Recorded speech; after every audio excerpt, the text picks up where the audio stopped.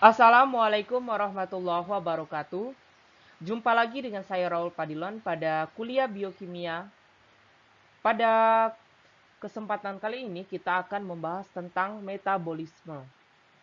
Mata kuliah biokimia ini diampu oleh Dr. Rizky Hadi Wibowo, MSI. Yang pertama adalah metabolisme. Metabolisme ini berasal dari bahasa Yunani, yaitu metabolisme yang artinya perubahan. Metabolisme ada dua proses, yaitu yang pertama anabolisme dan katabolisme. Nah, anabolisme maupun katabolisme ini menghasilkan energi maupun memerlukan energi. Nah, metabolisme ini merupakan reaksi-reaksi enzimatik dan reaksi reduksi oksidasi, di mana proses sintesis sel dan enzim untuk memelihara stem sel dan penyerapan unsur hara, ekskresi senyawa, dan pergerakan sel. Definisi metabolisme. Nah, metabolisme ini merupakan semua proses biokimia yang dilakukan oleh organisme atau semua reaksi yang melibatkan transformasi energi kimia di dalam makhluk hidup. Definisi metabolisme dapat diartikan juga sebagai proses katabolisme maupun anabolisme, di mana metabolisme sebagai proses produksi energi untuk kehidupan sel, melibatkan senyawa pembawa energi berupa ATP dan ADP. Pertama adalah anabolisme. Anabolisme merupakan reaksi pembentukan senyawa yang memerlukan energi atau reaksi energonik.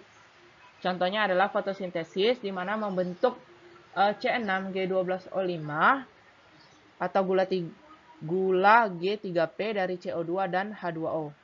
Sedangkan katabolisme merupakan penguraian senyawa yang menghasilkan energi atau reaksi eksergonik.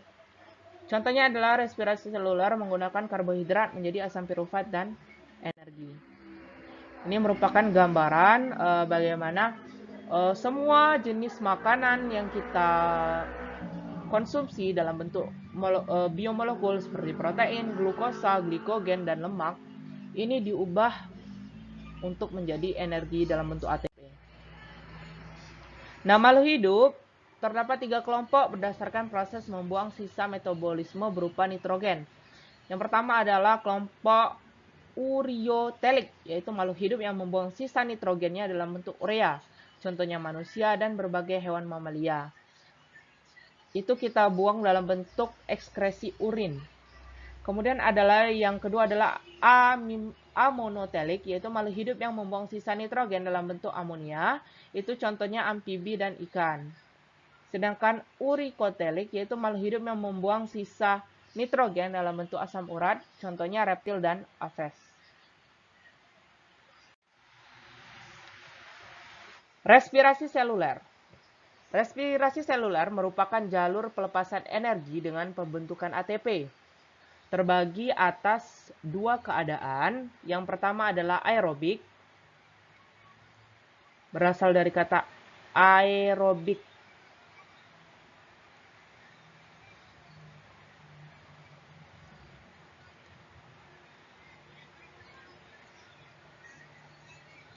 Aerobik yang berarti memerlukan O2. Pada organisme multiseluler kompleks dan aktif biasanya terjadi secara aerobik, di mana ada peruraian C6H12O6 atau glukosa ditambah O2 menjadi 6CO2 ditambah H2O dan ATP. Nah, ATP yang dihasilkan lebih banyak dari respirasi anaerob, yaitu sekitar 36 ATP lebih atau hingga 38 ATP untuk setiap molekul glukosa. Nah, sedangkan respirasi anaerob, yaitu anaerob berarti tidak memerlukan O2 sebagai reseptor elektron terakhir, yaitu organisme uniseluler dan tingkat rendah, di mana ATP yang dihasilkan jumlahnya lebih sedikit, yaitu 2 ATP untuk setiap molekul glukosa. Nah, respirasi sel secara aerob terdiri atas 4 tahap. Yang pertama ada glikolisis, yang kedua adalah tahap persiapan atau dekarboksilasi oksidatif, yang ketiga siklus Krebs atau siklus asam sitrat, yang keempat yang adalah fosforilasi transport elektron. Nah, respirasi sel anaerob terdiri atas dua keadaan, yaitu jalur fermentasi dan transport elektron anaerobik. Ini merupakan gambaran umum respirasi aerob. Di sini ada glikolisis, kemudian masuk ke siklus Krebs dan rantai transport elektron. Ini sama. Nah, glikolisis atau lintasan M dan Mayer-Rove merupakan berlangsung di sitoplasma, di mana glukosa akan diubah menjadi glukosa 6-fosfat dan 2-pirufat. Glikolisis terdiri dari atas dua tahapan. Yang pertama adalah membutuhkan energi atau energi requiring step, di mana transfer gugus fosfat dari dua molekul ATP pada satu molekul glukosa. Kemudian lanjutkan dengan fosforilasi. Yang kedua adalah melepaskan energi atau energy releasing step, di mana terjadi fosforilasi pada tingkat substrat. Nah, fruktosa 1,6 bifosfat atau molekul glukosa yang teraktivasi akan diubah menjadi PGAL atau fosfoglyceraldehyde. Merupakan molekul intermediat yang tidak stabil atau ada gugus fosfat. Nah, gugus fosfat dilepas pada ADP sehingga dibentuklah ATP. Nah, dihasilkan 4 molekul ATP dan NADH. Nah, jadi energi bersih yang dihasilkan pada glikolisis adalah 2 molekul ATP, kemudian 2 molekul NADH. Nah, glikolisis ini merupakan peruraian glukosa menjadi asam pirufat.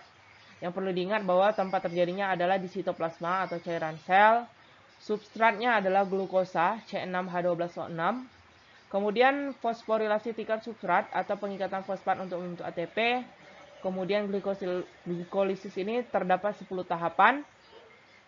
Produk yang dihasilkan adalah glukosa. Kemudian dari glukosa dihasilkan 2 aspina, 2 asetil koenzim A, pirufat, dan NADH.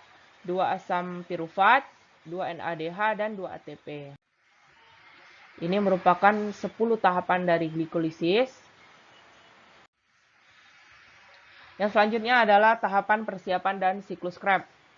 Nah, tahapan DO atau dekarboksilasi oksidatif ini berlangsung di mitokondria pada eukariotik, sedangkan pada bakteri itu terjadi di membran tilakoid. Glukosa dipecah secara sempurna menjadi CO2 menjadi H2O. Ciri-ciri yang mencolok pada tahap ini adalah adanya transfer elektron dan H+ dengan melibatkan banyak koenzim seperti NAD+ dan FAD untuk membentuk NADH dan FADH dalam jumlah yang sebanyak-banyaknya. Sehingga terdapat 3 fungsi. Yang satu, terangkutnya elektron dan hidrogen melalui NADH dan FADH sehingga terbentuk NADH dan FADH. 2, terbentuknya 2 ATP pada fosforilasi tingkat substrat. Dan 3, pengaturan kembali bentukan intermediate siklus Krebs menjadi oksaloasetat. Nah, ini merupakan siklus DO atau dekarboksilasi oksidatif atau pembentukan produk asetil-CoA. Di mana terjadinya? Yaitu di membran sel bakteri atau matriks mitokondria pada semua eukariot. Kemudian substrat yang digunakan adalah 2 asam pirufat atau C3H4O3.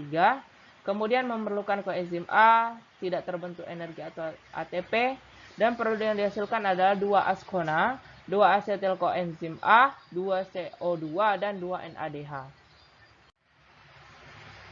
Nah, tahapan persiapan atau intermediate memerlukan enzim koenzim A yang memindahkan 2 atom C dari pirufat sehingga dihasilkan asetil-CoA.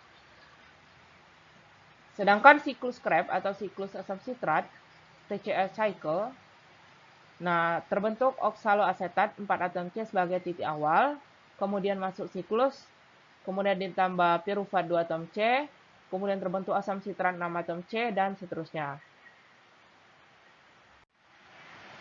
Ini merupakan proses dekarboksilasi oksidatif atau proses pembentukan asetil-CoA. Ini digunakan 2 molekul asam pirufat dari proses glikolisis. Kemudian keluar CO2, kemudian masuk asetil koenzim A, hingga dihasilkan asam pirufat. Dihasilkan asetil-CoA.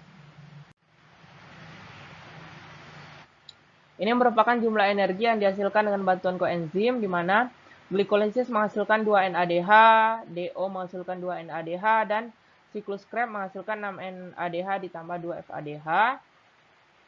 Nah, sehingga jika kita dikonversi NADH ini menjadi 3 ATP dan FADH menjadi 2 ATP, maka jumlahnya adalah 34 ATP. Nah, jumlah total ATP yang dihasilkan pada respirasi ini setelah dikonversi bentukan energi di atas pada tahap ketiga akan bervariasi antara 36 ATP hingga 38 ATP. Ini merupakan tahap siklus asam sitrat. Selanjutnya adalah siklus Krebs atau siklus asam sitrat. Nah, siklus ini terjadi di membran sel bakteri atau di matriks mitokondria. Substrat yang digunakan adalah hasil dari produk DO, yaitu 2-asetil-CoA, terbentuknya energi ATP, terbentuknya energi antara NADH dan FADH, kemudian produk yaitu 6 NADH, 2 FADH, kemudian 4 CO2, dan 2 ATP. Dan 2 ATP, ini untuk 2 kali siklus. Ini untuk 1 molekul glukosa. Jadi dihasilkan 6 NADH, kemudian 2 FADH, 4 CO2, dan 2 ATP. Nah, terdapat asam-asam organik yaitu jembatan keledai yang kita gunakan adalah Citi-isoketosusu-funya mama oksa. Artinya yaitu Citi itu sitrat, isositrat, alfa itu alfa ketoglutarat itu keto, suksinil itu su, kemudian suksinat itu juga su, funya itu fumarat, mama itu malat, dan oksa itu oksaloasetat. Kemudian adalah fosforilasi transport elektron, ini terjadi di dalam matriks. Nah, terdapat sistem transport elektron dan sintase ATP, di mana berinteraksi dengan elektron dan H+ dari koenzim-koenzim. Elektron masuk dalam sistem transport elektron pada membran dalam sehingga menyebabkan adanya gradien konsentrasi.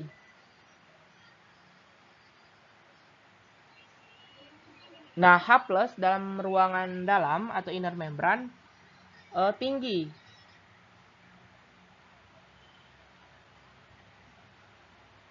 Di dalam ruangan membran, di luar ruangan membran ini tinggi, kemudian menyebabkan H+ di ruangan luar itu menjadi rendah. Nah, pada akhirnya FADH dan NADH tadi diubah menjadi ATP, di mana O2 sebagai asektor terakhir dari H+ dan elektron.